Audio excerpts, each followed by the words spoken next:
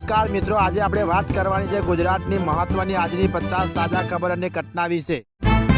સુરતમાં સોમવારે બપોર બાદ ધોધમાર વરસાદ વરસ્યો હતો। સુરત સિટીમાં 4.41 ઇંચ વરસાદ નોંધાયો હતો। અડાજણ, સલાપતપુરા, કતરગામ, વચારગામ સહિતના વિસ્તારોમાં જળબંબાકાર જેવી સ્થિતિ જળજીવન વ્યસ્ત બન્યું હતું।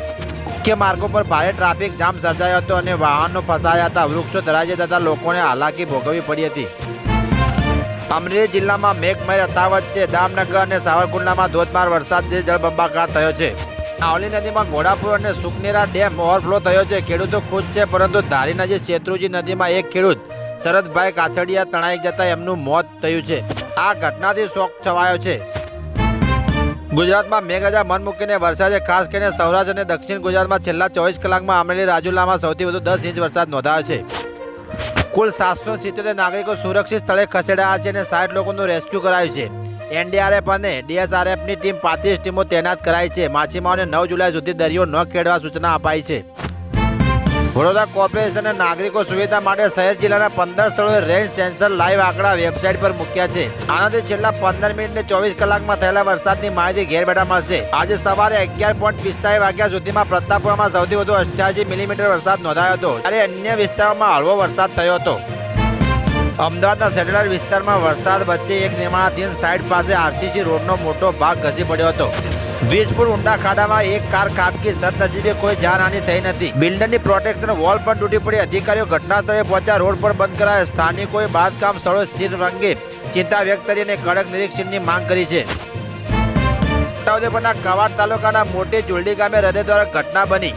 પાઇપલાઇન લીક થવાથી ભરાયેલા ઊંડા ખાડામાં ડૂબી જવાની 4.5 વર્ષની નિરુમતી અને 3.5 વર્ષની મીનાક્ષી નામની બે માસૂમ બાળકીઓના કરુણ મોત થયા। ઘર પાસે રમતી વખતે બનેલી આ ઘટના પંથકમાં શોક વ્યાપી ગયો છે। સ્થાનિકોમાં તંત્ર સામે રોષ જોવા મળ્યો છે। પોલીસે કાર્યવાહી હાથ ધરી છે। અમદાવાદના હાથીજણ વસ્ત્રા રિંગ રોડ પર ડમ્પર મોપેડને ટક્કર મારતા ગમખ્વાર અકસ્માત સર્જાયો હતો। નિકોલના કામિનીબેન પ્રજાપતિ તેમના 3 વર્ષના પુત્ર વાસ્તવિક સાથે જઈ રહ્યા હતા, ત્યારે આ ઘટના બની હતી। અકસ્માતમાં 3 વર્ષના માસૂમ વાસ્તવિકનું ઘટના સ્થળે જ મોત થયું છે, ત્યારે માતાને ઈજાથી ડમ્પર ચાલકને લોકોએ ઝડપીને પોલીસને સોંપ્યો હતો। પોલીસે ગુનો નોંધી વધુ તપાસ હાથ ધરી છે। અમદાવાદના વટવામાં બાળ તસ્કરીનો ચોંકાવનારો કિસ્સો સામે આવ્યો છે। ધર્મની બેને ભાઈ પાસેથી લીધેલા 1 લાખ પરત લેવા નવજાત બાળકીને વેચી દીધી હતી। તેને નડિયાદના નિસંતાન દંપતીને 1.5 લાખમાં બાળકીનો સોદો કર્યો હતો। જોકે પોલીસ ફરિયાદના ડરથી બાળકીને પરત આપી દેવાઈ હતી। પોલીસે વધુ તપાસ હાથ ધરી છે। અમદાવાદમાં 6 જુલાઈએ સવારે એમસી દ્વારા જાહેર કરાયેલા આંકડા મુજબ છેલ્લા 24 કલાકમાં છૂટાછવાયા વરસાદ નોંધાયો છે। સૌથી વધુ 103.50 મિલીમીટર વરસાદ સરખેજ અર્બન હેલ્થ વિસ્તારમાં વરસ્યો। સાઉથ વેસ્ટ ઝોનમાં મેઘરાજાની મહેર રહી, જ્યારે કેટલાક વિસ્તારો કોરા રહ્યા છે। શહેરનો સિઝનનો કુલ સરેરાશ વરસાદ 67.91 મિલીમીટર થયો છે। અમદાવાદના ગોમતીપુરમાં 4 તોલા કબ્રસ્તાન નજીક મોડી રાત્રે મારામારીમાં મજર અલી અંસારીનું મોત થતાં હત્યાનો ગુનો નોંધાયો છે। મેડિકલ સ્ટોરના સંચાલકો સાથે બોલાચાલી બાદ તીક્ષ્ણ હત્યાઓથી હુમલો થયો હતો। પોલીસે 3માંથી 2 આરોપીઓને ઝડપી પાડ્યા છે। મૃતકના સંબંધીઓએ મેડિકલ સ્ટોરમાં નશાનો કાળો બજાર ચાલતો હોવાનો આક્ષેપ કર્યો છે। વધુ તપાસ ચાલુ છે।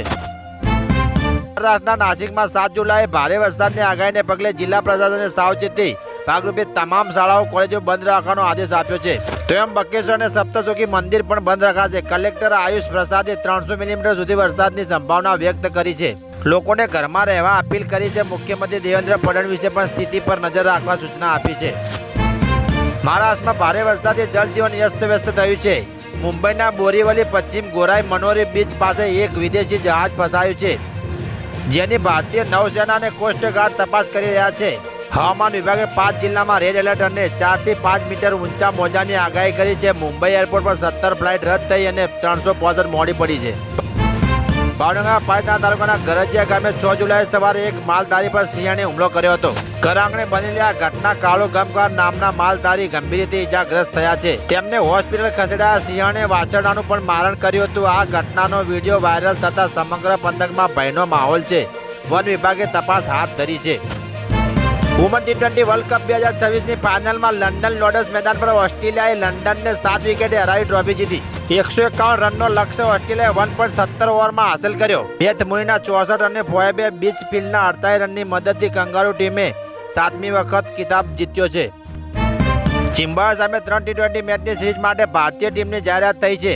શેર કેપ્ટન અને તિલકરમાં વાઇસ કેપ્ટન રહેશે. જો સેમસનને બહાર રાખી આઈપીએલ સ્ટાર્કને તક આપી છે.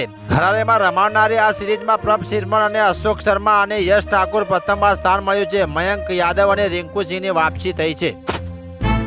અમરનાથ યાત્રાના ચોથા દિવસે ચિંતાજનક સમાચાર સામે આવ્યા છે. બાબા બર્ફાનું 4 ફૂટનું શિવલિંગ પીગળીને માત્ર 1 ફૂટ જેટલું રહી ગયું છે. ગુફામાં કુદરતી રીતે બરફની શિવલિંગ બને છે. યાત્રામાં 27 દિવસ ચાલવાની છે. અત્યાર સુધીમાં 60,000થી વધુ ભક્તોએ દર્શન કર્યા છે. સુરક્ષા માટે RFIDની ટેગ અને QR કોડનો ઉપયોગ કરી રહ્યા છે. ચીને પરમાણુ સંચાલિત સબમરીનમાંથી પરમાણુ વસ્ત્ર સહન કરી શકે છે તેવા ICBMનું દક્ષિણ પ્રશાંત મહાસાગરમાં પરીક્ષણ કર્યું છે. આ પ્રયોગે પૂર્વ નિયમાનુસાર 72 કલાક સૂચના મોડી આપી, જેના કારણે ઓસ્ટ્રેલિયા, ન્યૂઝીલેન્ડ અને ફિજી જેવા દેશોએ સખત વિરોધ નોંધ્યો છે. ન્યૂઝીલેન્ડે 1986ના રારોતોંગા સંધિનો ભંગ ગણાવ્યો છે. મુજબ દક્ષિણ પ્રશાંત પરમાણુ મુક્ત ક્ષેત્ર છે. અમદાવાદમાં ભગવાન જગન્નાથજીની 149મી રથયાત્રા શાંતિપૂર્વક માહોલમાં સંપન્ન થાય તે માટે શહેર પોલીસ સજ્જ છે. કાયદો વ્યવસ્થા જાળવવા રવિવારે મોડી રાત્રે પોલીસ કમિશનર અનુપમસિંહ ગેહલોતના નેતૃત્વમાં રથયાત્રા રૂટ પર ભવ્ય ફ્લેગ માર્ચ યોજાઈ હતી. 500થી વધુ પોલીસ કર્મીઓએ જમલપુર, કાલુપુર, દરિયાપુર સહિતના સંવેદનશીલ વિસ્તારોમાં સઘન ચેકિંગ કર્યું હતું. અયોધ્યામાં રામ મંદિર ચઢાવવા ચોરી મામલે ટ્રસ્ટના મહાસચિવ ચંપત રાયનું રાજીનામું મંજૂર થયું છે. મહંત નૃત્ય ગોપાલદાસની અધ્યક્ષતામાં મળેલી બેઠકમાં આ નિર્ણય લેવાયો. મિશ્રાનું રાજીનામું પણ સ્વીકાર્યું. આ ઘટનાથી હિન્દુઓની સ્થાનને ઠેસ પહોંચી હોવાનો મત વ્યક્ત કરાયો. નવા મહાસચિવ તરીકે બજરંગ બાગડાનું નામ ચર્ચાઈ રહ્યું છે.